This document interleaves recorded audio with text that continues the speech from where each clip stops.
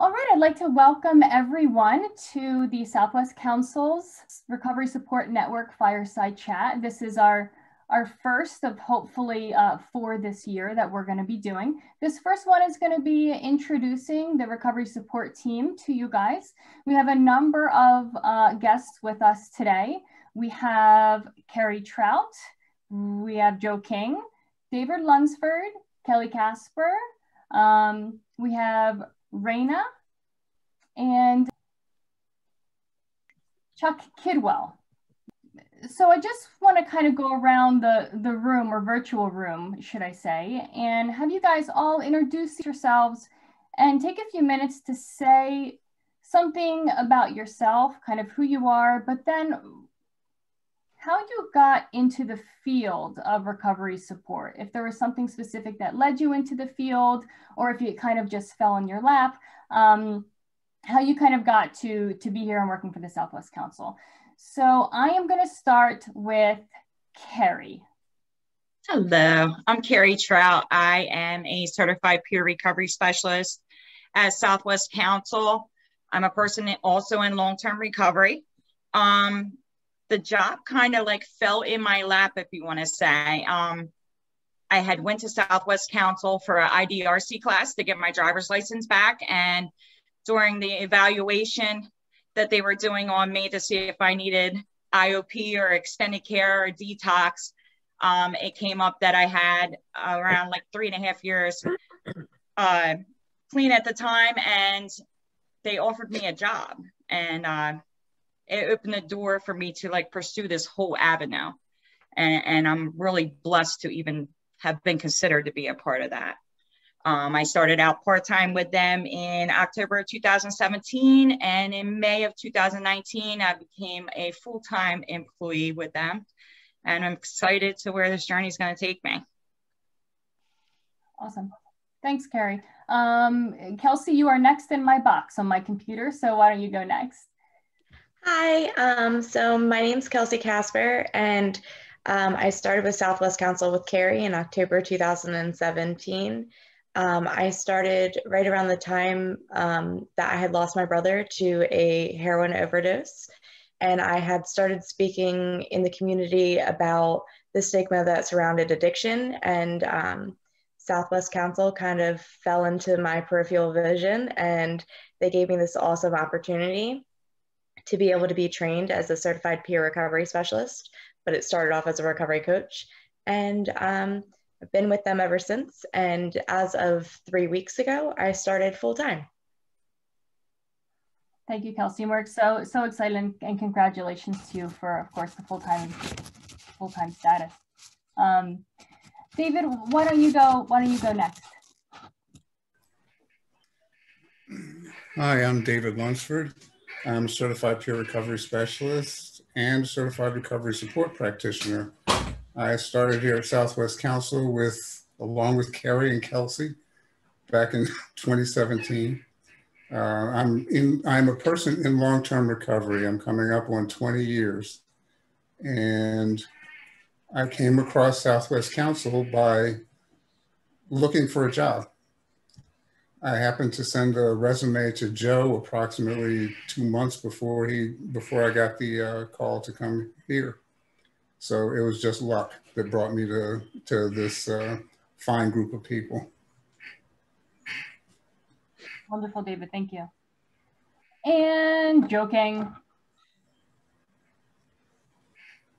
Hello, everybody. Joseph King, Southwest Council, certified peer recovery specialist. Well, mine, I got actually told about the job through a friend that had went for her interview and was like, hey, listen, you know, this place over here sounds like it fits right in your alley as well as mine. Why don't you, give them a call, try it out. They need people. It's a brand new program. It hasn't even started yet.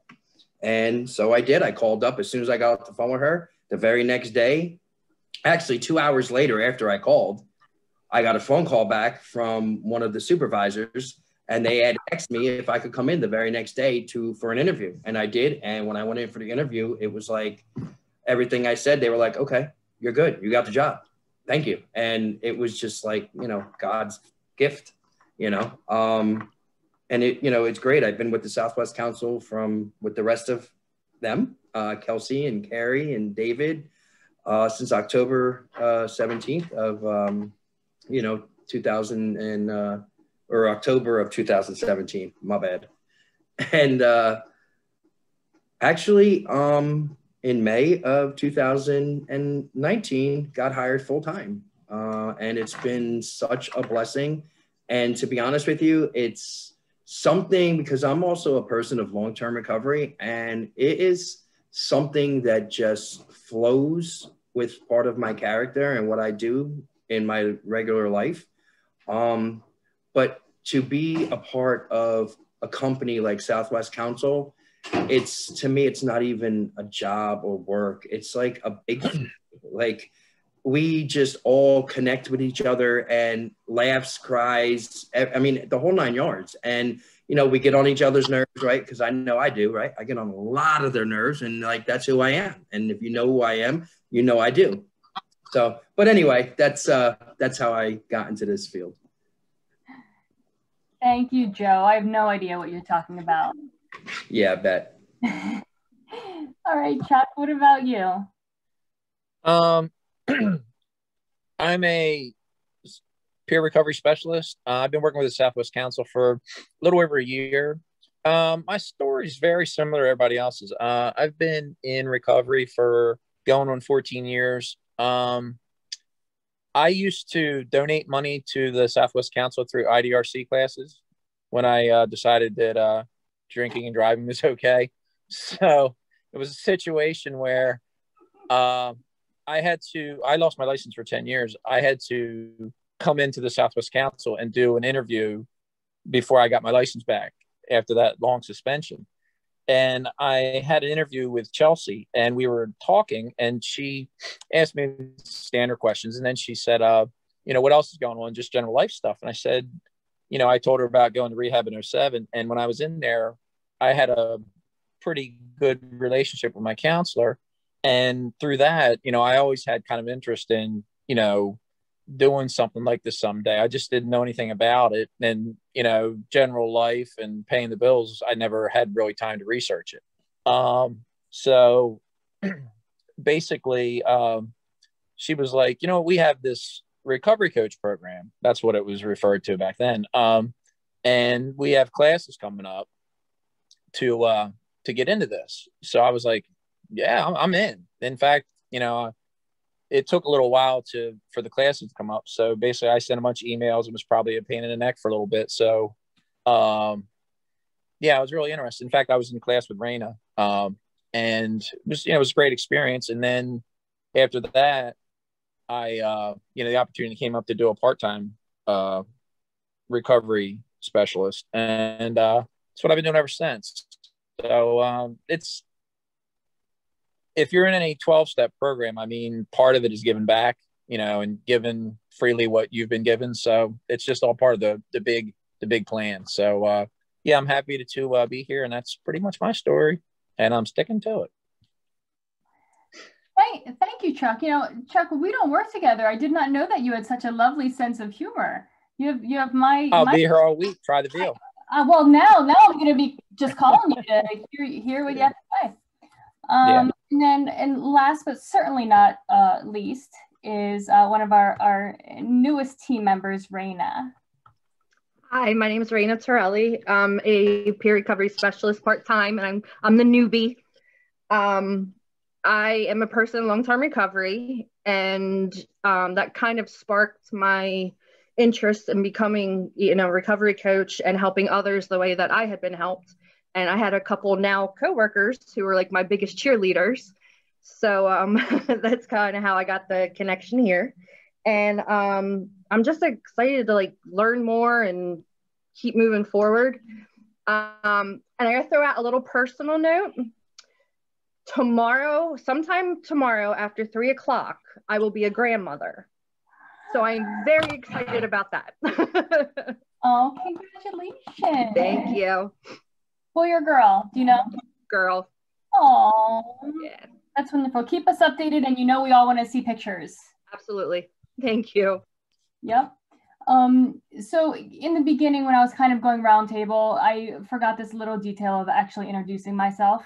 So I am Lisa Zimmer. I also work for the Southwest Council. I'm a peer recovery specialist. I'm also a person in long-term recovery. So there's just a little bit about me. I was a dental hygienist for almost 20 years. I decided that wanted to switch careers, and I was interested in giving back since I was in long-term recovery. It's something that had always interested me. So I had made some phone calls and said, well, how do I kind of get involved in maybe doing something like this? And then next thing you know, I had a job. So that's how it worked out for me. And I'm so thankful that it did. We keep throwing around these terms like certified peer recovery specialist, peer recovery specialist.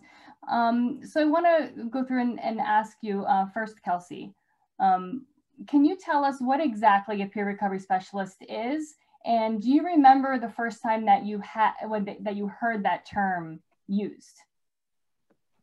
So the first time I heard the term peer recovery specialist was probably only a year and a half ago, 2 years ago, around when I was applying to get my certification. Prior to that, it was recovery coaching or being a recovery coach. So I understood a recovery coach to help people in their journey. And then when peer recovery specialists got thrown out into the mix, I understood it as someone who is not a professional, someone who is on the same level as people who are struggling through addiction or struggling with their loved ones through addiction, and just helping them get through it and be the bridge to recovery. So help them with the different resources that they need to help better their own lives. So like a cheerleader to help with different resources. I like that, cheerleader. And Carrie, I know you had mentioned as we were kind of preparing for the fireside chat that you recently, for the first time, had heard that term in a meeting, correct? Yeah, I attended 12-step meetings, and probably it was like within the last month was the first time I actually heard it mentioned out in my recovery community that I'm personally involved in. And it was like the person wasn't quite sure whether they needed a sponsor or they had asked for a recovery coach. And like the people in the meetings kind of explained to them, like, this is what this is, and this is what this is. But like some people from the meetings went over and talked to them, because some people in our area are in recovery and they actually work in this field also. So they were able to explain to them the difference between the two. Like a sponsor is somebody that works with you through a 12-step program through the 12 steps. And like a certified peer recovery specialist is a link, like we're basically their link person to resources, whether they want treatment, they want detox, they want information about how to get their driver's license back, where meetings are located, if they just want to find out how to apply for a house. Some people don't even know how to access to create an email. So like we're there to help them navigate through the whole system of care, whatever that is for them. So it's good that it's getting out there. It's getting out there in the community, right? Which means other people are hearing this and they're interested and they want to know what it is. And like, that's why we decided like to do this today, to let people know what it is we do and who we are and what's available. Thank you, Carrie. And thank you for differentiating between the recovery coach and the sponsor, because I do think there's a lot of confusion there between the two. And I do think that we need to make it clear that they are two, very different things. So thank you for that clarification. Joe, so you are a certified peer recovery specialist. What type of training do you need to become certified, and what did you go through, and what did you think about that experience? Well, the training that you have to go through is actually called CCAR recovery training, and CCAR, C-C-A-R, stands for Connecticut Community for Addiction Recovery. And there's like, it's very intense training. It's like 5 days of straight intense training of, skills, building skills, necessary to where you can guide, mentor, support someone that is looking to get into the recovery you know, lifestyle, or into, you know, that are battling drugs or alcohol, right? Or really any kind of addiction. Yeah, but the training honestly was, it depends on the provider and the person doing the training, because like the trainers that we had were awesome. I mean, they made it fun. They made it like, you know, you do a lot of one-on-ones, a lot of role playing, and you know, because they want to make sure, you know, and how, what you're doing, because, you know, they're going to give us feedback on what we were doing and how we're applying ourselves and listening to what trainings we are taking through the CCAR training. Now, Joe, I'm going to interrupt you for a second, because you did the CCAR, there was an in-person training, right? Oh, yeah. And so interestingly enough, I did a virtual training because, you know, I'm new to all of this, and I did it, you know, virtually because of COVID. And it would be so interesting to talk and kind of compare if there was differences in how they managed to do the same thing. So how did you like that specific engagement and being able to role play with other people in the course, you know, because I know sometimes like one person would be the recovery support person, somebody would also be the person with substance use disorder, and you would do that role playing. How was that for you? To be honest with you, like when we did, like I have done role playing before virtually, you know, with other, you know, things that I was working on, or even just webinars I've been on. And it's nothing like an in-person training, or even, you know, while you're doing this training, doing a role play in person, because you're live, you're there, you're feeling the person's vibe to you, you know, because you're sitting right next to them, and you're hearing them, and you're trying to listen to them. And the same thing goes for them, like back to me, you know, listening to me or whatever I'm saying. So the in-person training, like I mean, right now, everything's virtual because of the COVID. So, you know, in-person training was so much better. And like I said, I have done a few different trainings since, you know, this last year has passed, you know, to keep, you know, because there's different trainings that you still have to do and take to keep your certification for CEUs, all right? And, you know, it's a little different doing them on a computer than it is in person, because like I said, you can actually feel the vibe in the room when you're doing a role play of a scene of, you know, whatever that case, you know, or scenario is. Yeah, I think that it would be interesting for me to do some sections of that again, to be able to do it in person. But along the lines of what you were saying, with continuing having CEUs for your certification, I'm going to bring this back over to Carrie. Do you find it difficult to stay, you know, informed with all the different changes of what's going on with the opioid epidemic? And how do you stay up to date with the latest information on what's going on? I wouldn't say that it's difficult. It's definitely different. So instead of us meeting in person at meetings and finding different resources and information that we didn't know about in person, it's being done virtually, right? And the world is, in this field, this world is always overturning. Places are closing, places are opening, right? And it's very imperative that you have a network of people that you are in meetings with, at other agencies, to stay plugged in. Whenever you find something new, you send it out, right? And like within our agency, anytime somebody finds a new resource, or somewhere is offering a Narcan training, or somewhere is offering donations are available, food banks, whatever. And as soon as we find something out, we try to send it to everybody that we know. Mm-hmm. So like we've made contacts at other agencies, right? That we've built relationships with, that they are constantly emailing. Like, this is an email world. Like, everything is electronic, and it was a big adjustment for me personally, right? And that's the only way to stay connected. Just like as I do in my personal recovery, I do the same thing at work. It's networking, giving your card out, sending emails, contacting different agencies, and just trying to stay in the loop. Yeah. Thank you, Carrie. So although recovery coaches they all have a role of providing support and resources to their clients. The roles of each individual coach and organization is going to be a little bit different. At the Southwest Council, we provide a lot of services, but I think that the most impactful and amazing service that we provide is that we go to the emergency rooms of Salem County to individuals who are there for substance use related issues.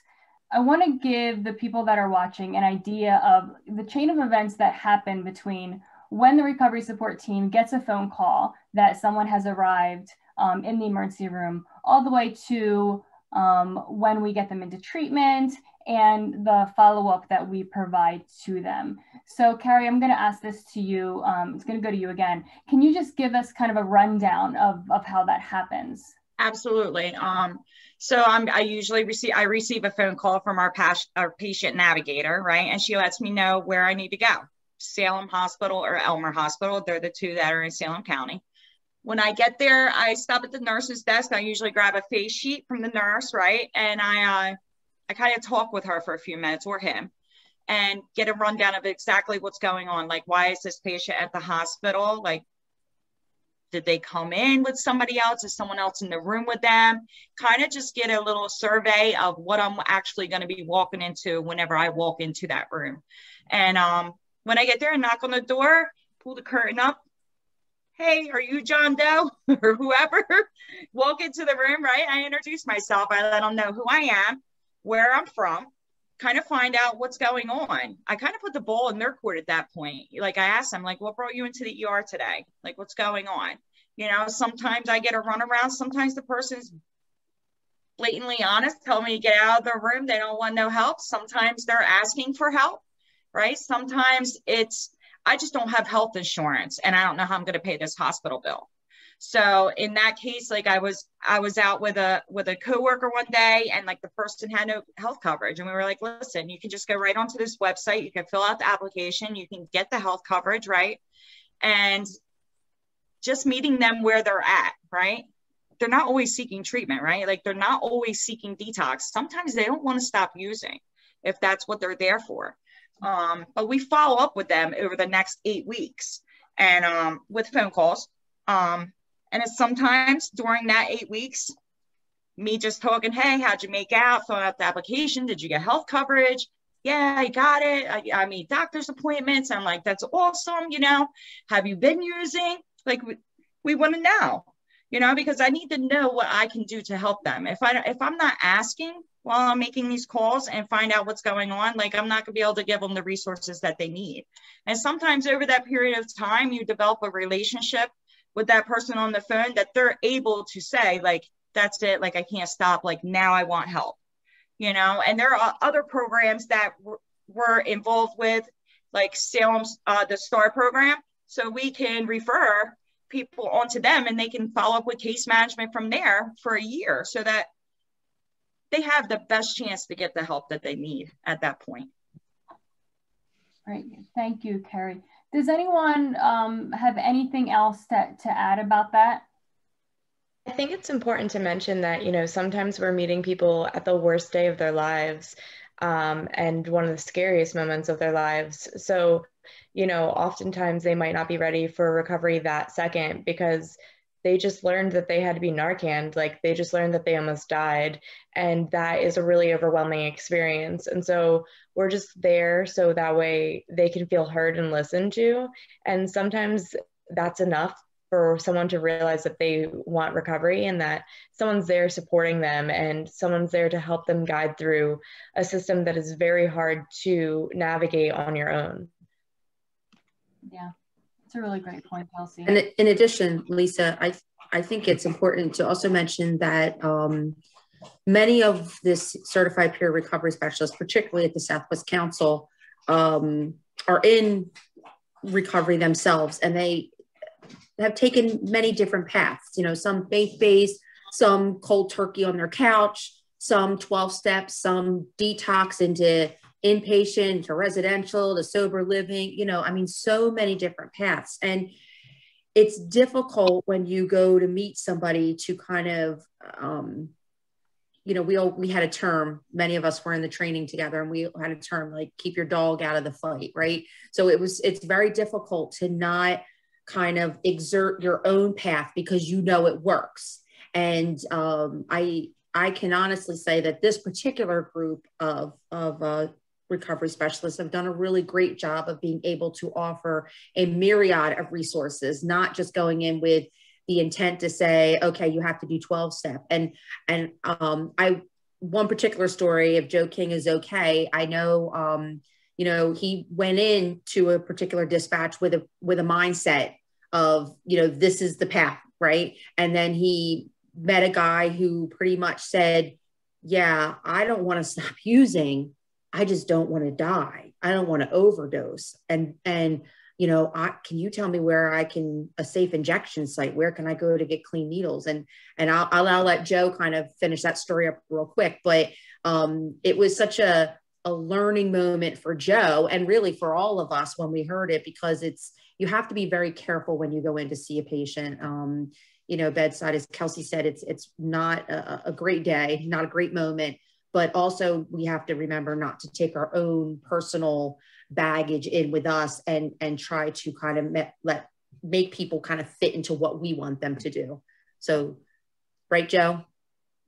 Yeah, absolutely. I mean, Krista, like, she knows how difficult that was for me, because at the time I was like, well, you know, at first I had to step out after we were talking for a minute, me and the client. I stepped out of the room for a minute, you know, to collect myself, right?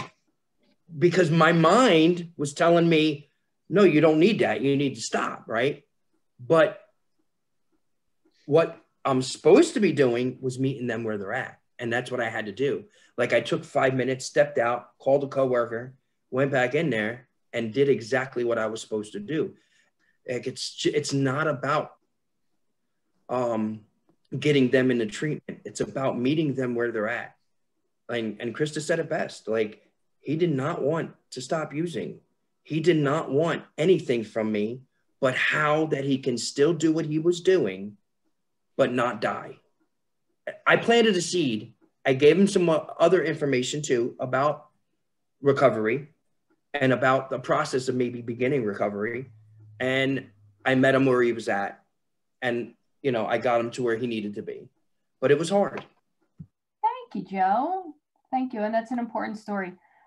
So changing gears a little bit to what nobody can really not think about, which would be the COVID-19 pandemic. This question is actually going to bounce again to Joe, but certainly anybody can chime in. I'm sure everyone has thoughts about it. The COVID-19 pandemic has been difficult on everybody. It has been especially difficult on individuals with substance use disorder and those in recovery, because we rely so much on different resources, and we rely so much on the camaraderie of other people. So Joe, tell me a little bit about the difficulties that the recovery team has had during the COVID-19 pandemic. Specifically, like, how were you responding to clients? Was it more difficult to get clients into treatment? And were there any other kind of obstacles that you ran into? I'm using like the past tense, like it's over, which obviously everyone knows it's not, but things are starting to lift a little bit. But so from then, when it started until now, what have you seen? Well, yes, it has been extremely hard, right? At the beginning of this pandemic, we weren't even going to the hospitals, period. Like, it was like null and void, stop, done, not going. And we were only doing phone calls. Everything was, you know, if we can do virtual, we can, but none of the, you know, they're not going to be able to do virtual in a hospital. So it was phone calls to the hospital. If they had somebody, you know, our patient navigator would call us, hey, there's a client at such and such hospital, Salem Hospital. If we can get on the phone and talk to them, hey, you know, that's fine. But half the time we couldn't. And if we did, half the time they wouldn't talk to us. You know, and we would try to get phone numbers from them. We were praying and hoping the phone numbers worked, you know, so it was extremely hard. Yeah, it hurt. It really hurt us. You know, it hurt the community. It's hurting, you know, the people in the community. Yeah. If anyone else has anything. Yeah, it was difficult to build that rapport Mm-hmm. that you build with a person when you walk in the room face to face with them, right? Like they could just be like not bothered. It's very easy if somebody calls me, right, and I don't want to talk with them, I could just hang the phone up, right? And to not be able to be face to face with that person definitely was a barrier that we were up against, right? And that was mostly because like not just us, but like the whole country really didn't know what was going on, what we could do to stay safe, right? Like some people weren't even going to the hospital for fear of COVID. And we had a protocol in place. Once we were able to go back bedside, it was still difficult. Some people were being discharged from treatment facilities because there was a COVID outbreak, right? And they wind up at the hospital and they're like, I don't know what to do. Like, I can't be not in treatment right now. I think Kelsey, I'm not sure. I think Kelsey, it was somebody that Kelsey saw, like somebody had tested positive and like they kicked them out of the program. The funny thing is they actually didn't even test positive. They were experiencing withdrawal symptoms that at the time when you didn't fully understand COVID symptoms appeared to be COVID symptoms, but they did not have a fever, and the hospital was not going to give them a COVID test because the hospital didn't feel that like they met the criteria of COVID, but the rehab facility was not willing to allow them back into the facility without a negative COVID test. So it was really heartbreaking to see because the person was being told by medical professionals that they don't have COVID, that the symptoms they were experiencing was from their own detox, but the detox was saying, yeah, it could be that they're withdrawing, but we don't know enough about this COVID, and that headache and chills could also be COVID. And it was really hard because I was sitting there with a client that we just didn't know what to do because they weren't allowed to go to treatment, but they couldn't go home either. Well, you know what, actually that's something that I hadn't really thought about until you just brought it up, you know, the symptoms of detox, how difficult that must have been during that time period to determine what was going on in those treatment centers. And Joe, you had made a comment about how, you know, we don't really know, we're not seeing as many people coming into the hospital, you know, are these people dying, or, you know, what is the situation? And I actually attended a webinar this afternoon from the state of New Jersey that said there was a 19% increase in patient deaths from drug overdose during the pandemic period of time. So unfortunately, yes, like that, you know, that is the case. And thank goodness things are starting to get a little bit better with both of those things. Kelsey, so you know, obviously mentioned, you just gave us an example of one of the things that you were dealing with, but as a certified peer recovery specialist, not just how difficult it was for clients, but as, you know, as a specialist, what difficulties did you find during? There was struggles with finding beds. Like we would call around, and to be able to find a bed for a client without a COVID test, because for a short period of time, they were requiring a client to get tested before they arrived at the facility, but there was a shortage in COVID testing at that time in the very beginning. And so it was next to impossible to be able to place people. So as a peer recovery specialist, it was very frustrating to have to know what we could do to help and know that the person wanted our help, but then there was this barrier that none of us seemed to know how to navigate, because all of us have become professionals at navigating the recovery system and getting people into treatment or getting people the resources that they're looking for. But this surprise barrier had definitely threw a monkey wrench in things, and we didn't know how to get around that. Luckily now, COVID testing there is no shortage, and people can get it whenever they want or please. And facilities have laxed up a little bit on requiring testing. And so now I'm not finding as many struggles as I once was. But then there's also, a lot more people are out of jobs without health insurance and all of that stuff that once helped people in recovery. So we're having to navigate more scholarship fundings and helping navigate more people try and get on Medicaid or Medicare to get them the help they need. Not that we weren't having to do that before, but I feel like it's happening a lot more than it was. Mm-hmm. Yeah, thank you. Thank you, Kelsey. Chuck, I'm going to ask this question of you. There are so many things that, used to be in person that are now virtual. A lot of them resources that we give clients. You've disclosed, kindly that you're in recovery yourself, or even maybe resources that you're doing in the virtual world that are available. Can I just flip back just for a second to the last question? Of course. We look at it from a resources standpoint or for the client. On the coach's side, it's been difficult too. I needed an ethics class. I was in the first day of a 3-day ethics class, and we received emails saying don't come back for the last 2 days. So now everything's virtual with that. And me having a full-time job, I can't do it during the day like normal business hours because I'm at work. So it's it's even put a serious problem on getting certified. So that was the last question.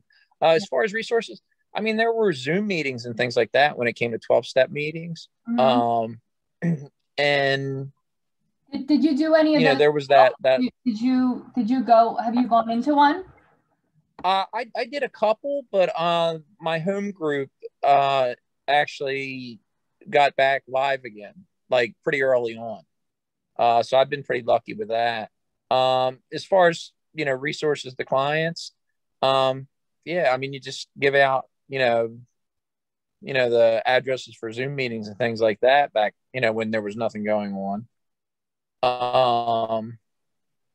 And also, with you talking about the Zoom meetings, what I found with clients is it is not easy to give a link to a Zoom meeting. You can't, it's like not like you can write it down. If you've ever tried to write down a link to a Zoom meeting, it's really difficult. Yeah. So unless they have like a phone you can text it to or a link that you can send, it's really hard to do. Well, maybe link wasn't the right. I'm just saying, as far as making them aware that there are Zoom meetings, giving them like the, like the South Jersey A website, things like, ways to get there, basically, not necessarily link. Maybe I was using the wrong term, but yeah, I mean, it's definitely made it more difficult in that respect. Yeah, I didn't mean to, take it from like my side of the street as far as, the ethics thing, but, it's hard for us to do our job if we can't, get certain things. So that's all kind of part of it, I guess. But no, I mean, absolutely. It causes, extra stress, which then we have to work through. Yeah. And on the resources. Go ahead. Yes, go ahead. With resources, there's also outpatient programs that are available via Zoom right now. That because since the federal government relaxed the requirements, there are a lot more facilities that are doing outpatient treatment via Zoom. I think kind of across the board in the recovery community, in the work field, everything, it's like we didn't skip a beat. There were meetings open, like 12-step meetings were open, and then they were like shut down. And exactly by the next day, it was open in this virtual world, right? Like once clients couldn't come in and see their therapist in person no more, they knew like, we can't just drop the ball, right? Like, so that opened up via telehealth. Like David was saying, IOP, most of them they all converted over to a whole virtual world. So not only was it new to us, right? But this is another avenue of help for the person that like is afraid to leave their home, right? It is too scared to walk into that first meeting to get help in recovery, is too scared to go talk to a therapist in person, right? So it opened the door up for stuff that we hadn't even thought of prior to this pandemic. So like in a way, we were like lucky, right? Like we adapt. Yeah, adapt to change. In this profession, you better adapt or you're gonna sink. There's stuff opening up all the time, stuff closes all the time. Like you just gotta stay on the playing field, really. Mm-hmm. Yeah, Carrie, I had spoken to a gentleman who said that he had basically a sponsee. He was in a 12-step program. He had a sponsee that was just so terrified to walk into meetings, and the ability to jump on a Zoom call with his video off and never having to show his face. I mean, he was well known in the community, there was shame associated with it. And for the ability for him to go to a meeting without having to show his face was a big deal to him, and it really can be life-changing for so many people. So absolutely, silver linings to things, right? You can find positives in anything. Everyone else say what they wanted to say about the COVID as we call it, the COVID. No. Okay, so, last about this kind of the recovery support specialists is whoever would like to share. I'd like to hear what you think is the most rewarding part of the job and the most difficult. Maybe the most difficult first and then end with a higher note with the most rewarding. Might be better, but whoever would like to go. I'll share. Okay. The most difficult is when you, one of the things we had discussed once before about going into the hospital and, you have a client that you're seeing and it's like a two different street I'm going to go with, right? Because you have a client that you're seeing and they don't want treatment and they've probably been seen 4 or 5 times. And you're thinking that you're planting the seed, which we are planting a seed. I know we are. And they just, they're back again for like their 5th time of an overdose.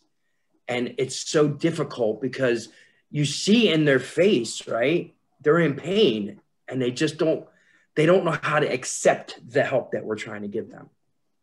And then on another side is when you walk into that hospital, like at the early of my recovery, like maybe, or my, being in this position, say 2.5 years ago, 3 years ago, I went to the hospital for a client that I had, and I probably sat with that client for about 3 hours, because she was scared. She was alone. Her family didn't want really nothing to do with her. Her brother was dropping her clothes off to her at the hospital. And, they were in the process of actually taking her kids away from her. And she was so scared, but she just said she didn't want to feel this way no more. And I know, like, we have certain things that we do and we learn from what we do, but just as a human being, like, she was so alone and she just kept crying, please don't leave me. And 3 hours later, well, I would say about 2 hours later, I finally got a place to accept her into treatment. And then waited an hour for transportation to get there so she can get transported. Her brother came. He was so excited that she was going to treatment because I guess, they didn't know how to go about it. She didn't know how to go about it. She didn't have insurance. just to see that and feel that and hear that made to know, like, all right, it does work, right? We can do this and we can help someone, right? But the highlight of it, the icing on the cake, was about a year later, I get this crazy email, and it's her. And, you know, as of right now, like it's probably about a year ago is the last time I spoke to her. She is 3 years clean, you know, 2.5, 3 years clean, living in Pennsylvania, got her kids back. And that's what motivates us, or myself, right? That's what pushes me every day, to know that I can help someone and give them that little seed that they needed, and really just somebody to sit with them and listen and be there with them. Yeah, Lisa, I feel like the most frustrating thing, or the most, I don't know if it was frustrating, the word you used, but the most difficult thing that I encounter is when somebody wants a bed and there's not one available, which is like far and few in between now, right? Like when we first started this, it was hard to, there wasn't many beds available. There were agencies that were private insurance only that have now opened up Medicaid accessible beds, right? So like that doesn't happen as often now, but sometimes like you just wish that you could walk in over to the doctor, right? And be like, can you just keep them till tomorrow when there's a bed available? And like, that's not the case. Like, you know, so that seems to be the most difficult part that I even run up against. And the most rewarding, like Joe was saying, was like when somebody reaches back out, right? Like a year later reaches out, sends an email and is like, you know, thank you for everything that you've done for me. Let me know if I could be, if your agency is doing anything out in the community. Like I would like to be a part of that. I would like to give back, right? When they send you a message or they reach back out to you and ask you for help for a friend or a loved one of theirs, right? So you know, like you've affected their life. Or even as simple as this, I've had a coworker send me an email or call me and say, look, I just called so-and-so with a follow-up call. And they were like, I want the girl with the sides of her head shaved to call me back. I think she was really cool, right? And I just started laughing. I was like, you never know what you're going to say to somebody, right? When they're in that moment that you make a connection with them. Whether it was that I stopped in to see him that day and I was like, hey, check it out. We got the same haircut, right? And like he connected and felt comfortable in the room with me that he wanted me to help continue him along his journey, you know? So like those little things are like the most rewarding for me.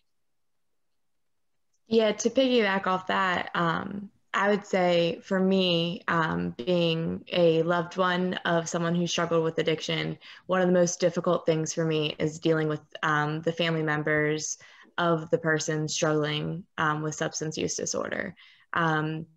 Especially when someone's not ready for help and the family so desperately wants them to go to treatment. And because I've lived it, I've been there, and it's very hard to try and explain to them, you know, like you can't recover for them. They have to recover for themselves and they have to be ready. And when they're ready, like that's when it's going to stick. But, you know, until they're ready, like you can't force them to do something they're not ready for. And for me, that's probably one of the most hardest or heartbreaking moments. But then on the flip side of it, just like everyone else said, you know, we have had an amazing track record. I don't think to this day, thankfully, between all of us working together, we have never been able to not place someone into treatment if they wanted it. And like, that's amazing, especially knowing the system and how hard the system is to navigate, that we're always able to place someone when they want help. I just find it really comforting that we're able to get people help when they need it and when they want it the most. Lisa, I know I'm not part of the panelists, but I didn't introduce you or anything, so I'm not going to you are. And you know me, I'm just going to jump right in. Do you want to introduce yourself, since you're a member of the Southwest Council? I just want to know who this wonderful navigator is everybody keeps talking about. They sound phenomenal. Like that person sounds like they have their stuff together and are able to organize and really kind of keep you guys motivated. And she has to work 24/7. I knew that was coming. I knew that was coming. If you could introduce me, that would be fabulous. I knew that was coming. Go look in the mirror. No, so I have been with the Southwest Council since 2007. And when I started at this agency, I was a prevention specialist. I went into schools and did prevention programs, which I've worked with children my entire life in every capacity known to mankind. And then we heard about this grant and it was applied for, and apparently we got it. And there was a little meeting in the violent office, of which we call the round room. Because it literally is round. And I was sitting in there with Jackie and Chelsea and a few other employees from the Southwest Council. And they were talking about this grant and you know, kind of what it was about and what it was supposed to do. And, you know, it was just kind of like an informational meeting. And I was like, sign me up. Now, I am not a person in recovery, but I am a family member in every way possible.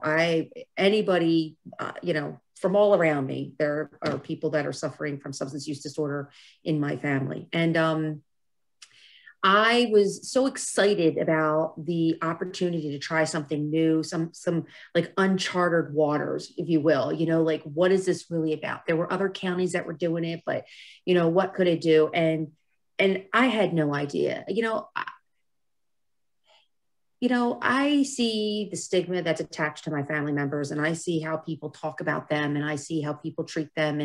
And I see the struggles that some of my brother or both my brothers and some other people have had to obtain employment and just, you know, kind of just get decency, not even respect, but maybe just some decency towards them. Like, you know, don't cross the street when you see them walking. You know, some people have lost their teeth due to substance use disorder. Some people have lost hair. Their skin maybe doesn't look the best. Their nutrition certainly has not been, you know, priority for many years of their life.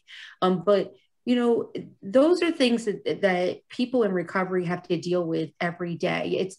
It's not just the stopping of the use of the drug, but it's everything else that's been affected in their life, repairing the relationships, repairing themselves, all of that. And I know how people who do not suffer from addiction treat people in recovery. And it saddens me and it angers me. And I was so super excited to just kind of be like, all right, how are we going to do this? We're going to hire people in recovery, because now, guess what? Silver lining, right? I'm a silver lining kind of gal. I always find that silver lining. And I'm thinking, this is a whole new workforce. How many tens of thousands of people today have jobs in New Jersey because of this field, because of this brand new title called recovery coach or certified peer recovery specialist, whatever you want to call it. This was not in existence 5 or 6 years ago. This was not even heard of. But now we have people who are productive citizens in society and always have been, but they're not stuck in under the table jobs, or not stuck in jobs where they have to work the overnight shift, making minimum wage and having to work 3 of those jobs just to support their family, right? We have just, we meeting the Southwest Council, and I personally will tell you that I work with some of the best people that I know. And I am going to cry, and I'm an ugly crier, and hopefully you'll edit this right out of the recording. I will tell you, I have not, in my entire 50 years of existence, worked with or met such genuine, hardworking, selfless people that are on this screen, and the ones that couldn't join us, and the ones that are no longer with us. And I'm just so blessed. And our patients are so blessed. And I know that because when we're in the community and we come up with someone or we meet someone that says, hey, that lady with the shaved head, she was like an angel the day she walked into my hospital room. Or, hey, that guy with the bald head who likes to talk too much, let me tell you how he helped me. Or that really tall, quiet guy with the glasses, he doesn't really say much. I know they're talking about David when they say that. Because let me tell you, David doesn't say anything unless he's like specifically telling you something that he needs to tell you. Other than that, they're in a little idle chit chat. So I know, I know who they're talking about. And they might not remember Carrie or David or Kelsey or Chuck or Joe, but they remember the person. And I'm so glad that this entire recovery community is now having a chance to give back and is given the decency and the respect that they deserve. Because, I don't know what I would have done the last few years without these guys. And I certainly don't know what I would have done the last year in this virtual world without these guys. So that's my, there's no challenge there. That's all straight good story. Oh, Krista, you are the best. I got to piggyback off of that because like when she was saying, like it opened like all these different doors, right? I found myself after I started this process working a minimum wage job, right? In a deli, frying chicken, making breakfast sandwiches, $9 an hour, thinking like, is this what I'm going to have to do the rest of my life, right? Until like I started on a path of like trying to clean up some of that wreckage from my past, right? That this job was presented to me. And I was like, oh my God, this is going to open up so many doors for me, right?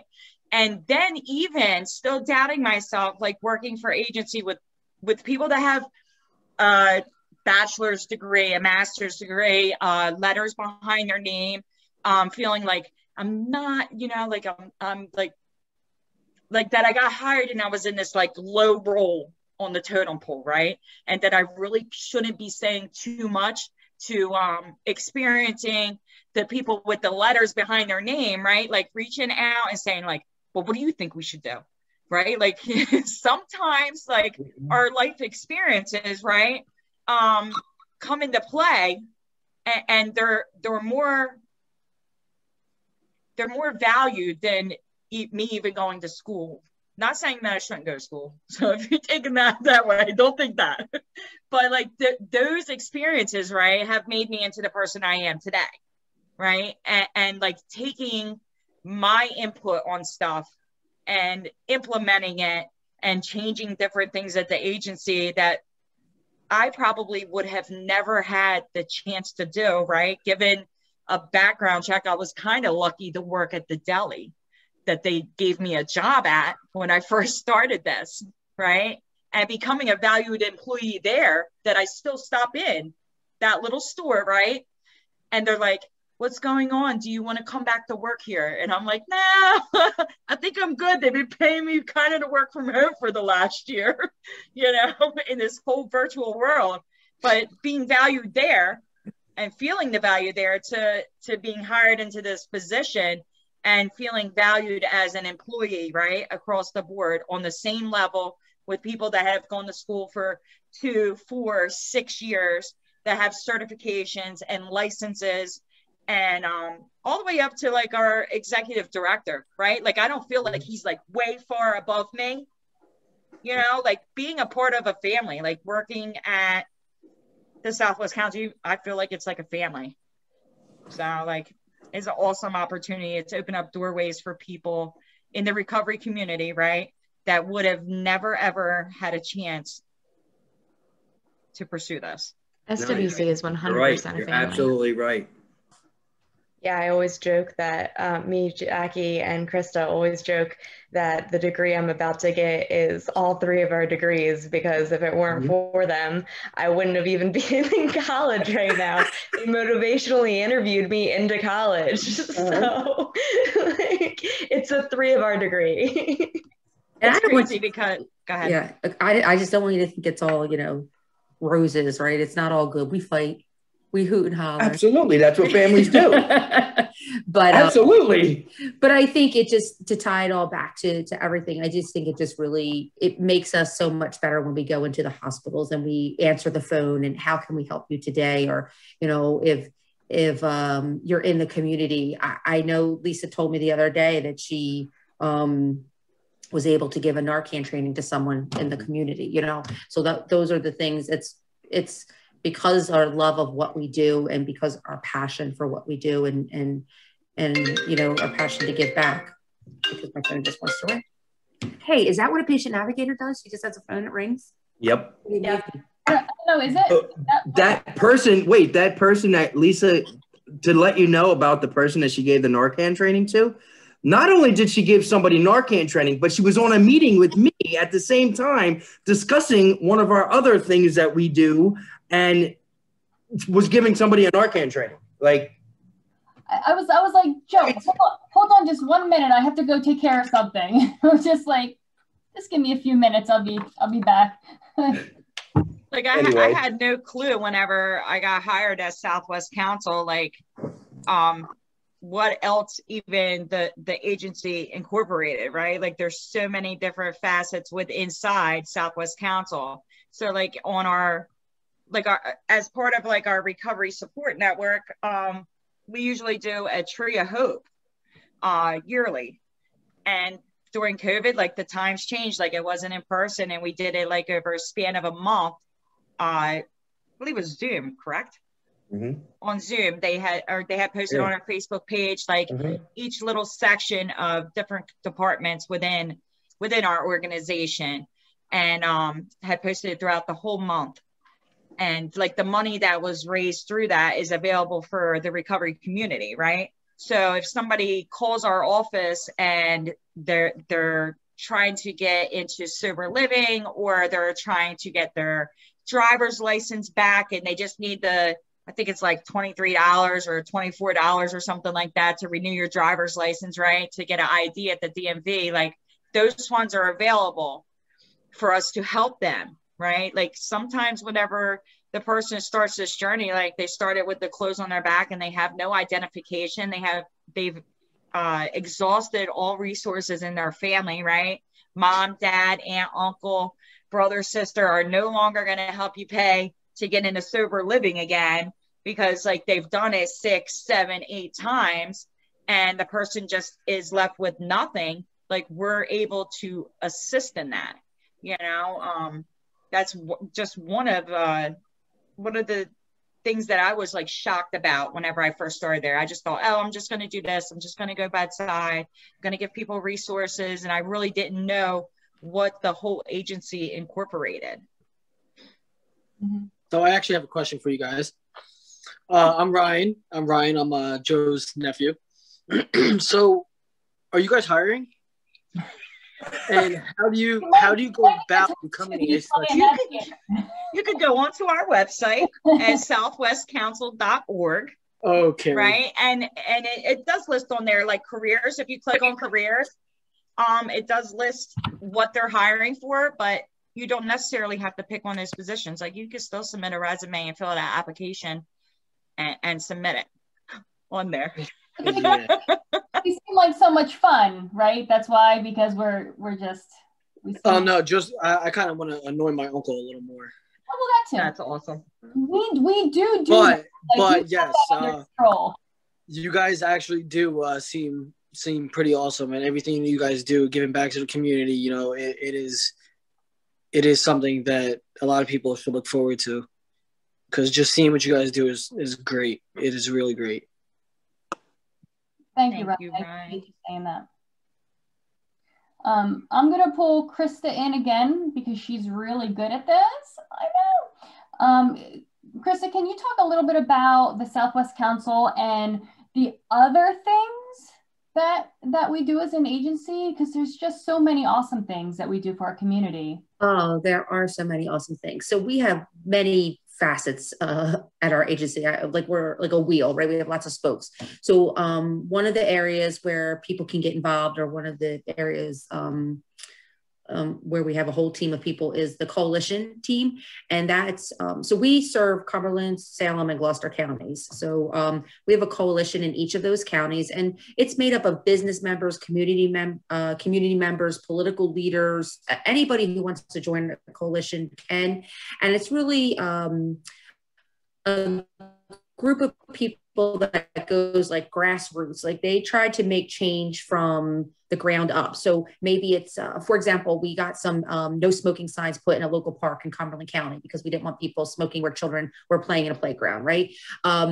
You know, that's just one example of the coalition. So the coalition does lots of great work. So if that's something that you're interested in, you can certainly go to our website that I heard Carrie mention earlier and look at the tab that says coalitions. One of the other areas that we have is our prevention team or education team, depending on how you look at it. So we have a group of people that go into schools starting first grade all the way really up through college. And they implement evidence-based programs. So these are programs that are particularly geared for, I'd say first grade through high school mainly, just not, so people want to compare us to DARE. So I'm going to say it's the complete opposite of DARE. Now, DARE is like, don't do, right? Where our evidence-based programs are, certainly the underlying message is don't do drugs, but it's, if you smoke marijuana, this is how it affects your brain, your eyesight, your heart, your respiratory system, you know, all of that. If you drink alcohol, this is how it affects your whatever, you know. So we educate them on lots of things. How, with the biggest thing is, with the evidence-based programs is, do you have self-respect? Do you have self-esteem? Do you know how to communicate? Do you know how to make decisions? Because if you don't have those tools, you're more than likely to use and abuse illicit drugs. So most of them are 10 weeks in length, and that team does a really great job of, again, going into a myriad of schools and doing that. And also coalition and the prevention team do presentations. So we can do presentations for any age group whatsoever on any topic that someone is looking for. So sometimes people want to know the current drug trend. What's the drug that's kind of going around now? So if we were to do a current drug trend right now, it would be PCP in Salem County, because there's a huge uptake for that with that drug. So that's one area. We also have an alternative approach to pain management for older adult team, and that they focus on senior citizens and offering alternative pain management to them. Instead of prescribing an opioid for a hip injury or a surgery, what kind of alternatives are there? So those are just some of the things. And all of those areas can be found on our website at southwestcouncil.org. We also have an agency calendar that I heard someone mention earlier. Tells you when we're giving presentations. All of them are virtual at the moment, so people can always log on to that. You know, we always look for volunteers. You know, there's lots of things. I'd say visit the website. You'll get the best idea of what we do. Thank you, Krista. See, you're most welcome. You're just so good at explaining all of those important things. So you mentioned that we serve the 3 counties. And so what we'd like to do is, for the Recovery Support Network and for the Southwest Council, is we'd like to provide everyone who's watching with some resources in those counties.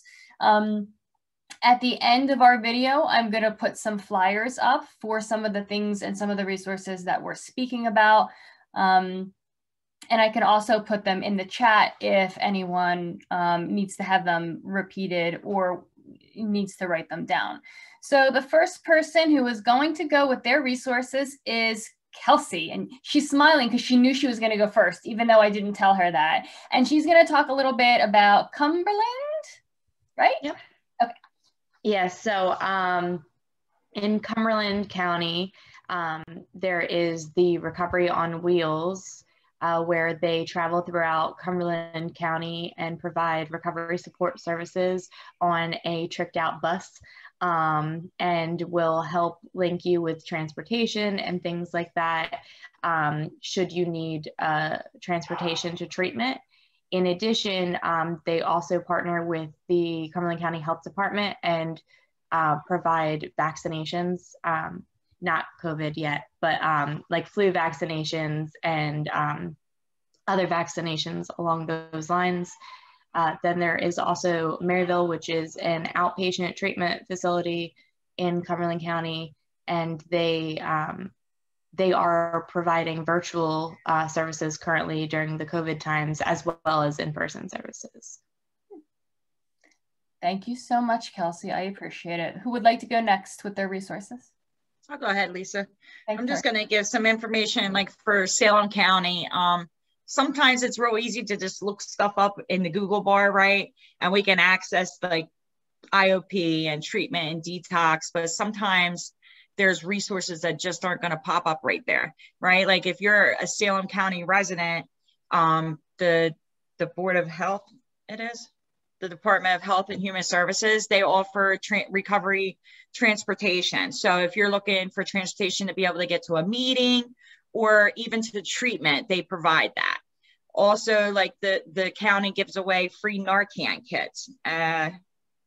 There's also sober living funds available. So if a person is a Salem County resident that's 18 years or older, there is funding available for them to move in and partial first month's rent into sober living. It either has to be an Oxford house or a licensed sober living house. They can't just be like somebody that's saying, hey, I'm renting out rooms to people in recovery. Just send me the check. Like they have to be a licensed facility. And there is also like Salem Rescue. So they offer, I think they're based somewhere like right near Cowtown, right? I don't know the exact address off the top of my head, but they're right near 770 US 40. There we go. Thank you, Kelsey. I know someone that might know that, but but like they're offering like a free spring shopping. They've received donations, new and like gently used items. So if somebody is in need for something for their child or for their self, household items, they seem to be doing it like every other month or something. It looks like to me. 3 times a year. 3 times a year? I thought they just had one.